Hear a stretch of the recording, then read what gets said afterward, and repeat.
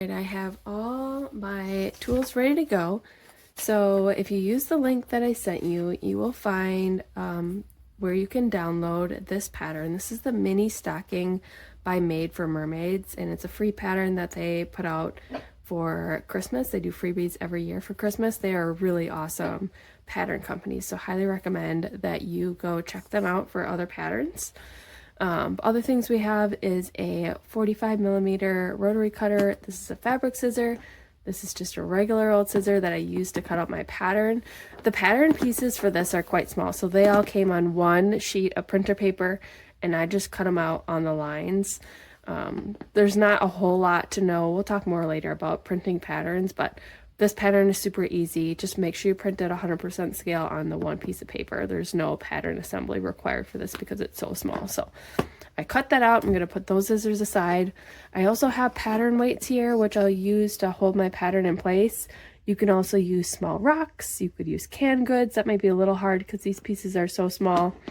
Or you can also trace your pattern with a heat friction pen or a water soluble pen. For this project, you could also use just a regular marker because you won't see any markers. It's all going to be enclosed, so you won't see if any marker is left on the inside of your fabric. But these are the tools that I am going to use today. So I'm going to be making, I already have cut out a stocking for my son. I'm also going to cut out one for my daughter. This is the fabric that she chose at Hobby Lobby the other week because it has a little bit of sparkle on it. So we're going to do what she loves. I've already made a couple Christmas ones, so we will start here. So I'm going to use this as my main stocking fabric. We need 2 of these in mirror image, and we also need 2 of these in the lining in mirror image. And mirror image means we cut it out one time like this and one time like this so that we can put the 2 pieces together and sew around it that way. If we cut 2 this way, when we put right sides together of our fabric, the foot part is going to go in opposite directions, and that won't work so well. So there's a couple of different ways you can do this. Like I said, you can trace this with your marker. I like to use my rotary cutter. So if you trace, you would just use your regular fabric scissor to cut out. I'm going to use my pattern weights, and I'm just going to use my rotary cutter because I find it much faster. The pattern weights that I have are just washers, and they have some fabric. There's 3 washers in there, so it's kind of heavy, and it's got just fabric sewn around it, nothing fancy.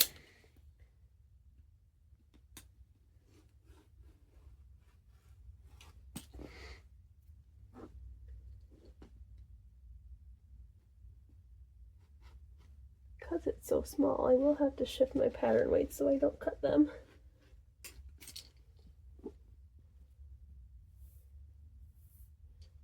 When I first started sewing and I did a lot of this, I would spend my time with my husband. We'd watch our show, and then I would just sit on the floor and trace patterns, and then when we went our separate ways for the night, I would take all my cut patterns and go sew them up. You do this with your kids too if you're watching something with them at night. All right, so there's one, and now I'm going to do the mirror image of it.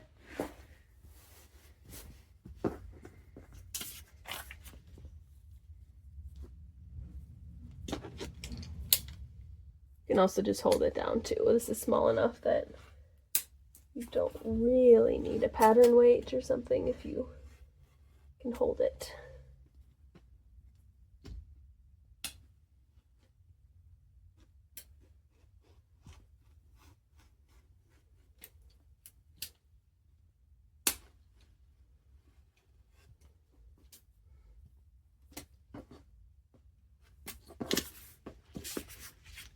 All right.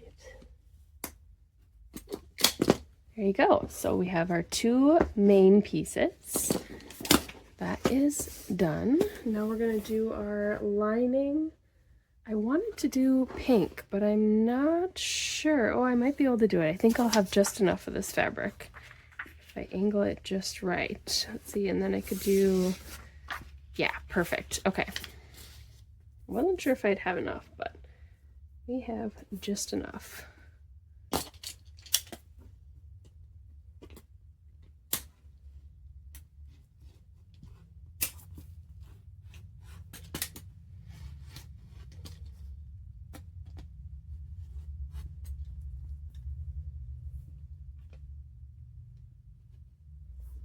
You want to try to be as precise as you can be, but it's not the end of the world if it's not a perfect cut.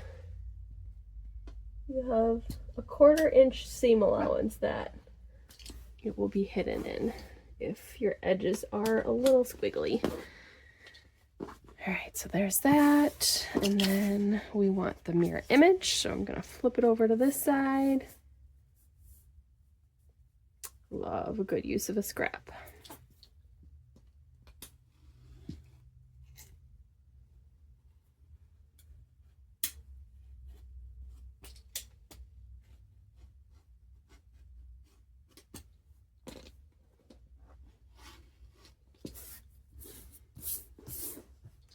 Sometimes those corners, the rotary cutter, just a little extra help to get cut. There we go. Perfect. Always hit the safety button. All right, so we have mane and lining. Now we need this cuff piece. You just need one of these. My daughter loves sparkles, so we're gonna go with this sparkly fabric found at Walmart. It was in the pre-cut section, so you could just pick up a little piece of it if you need for your stockings.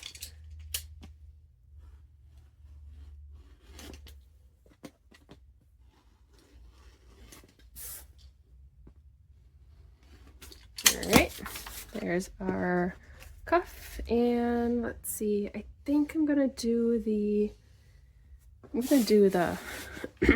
hanging loop in the sparkles as well. I'll line that up.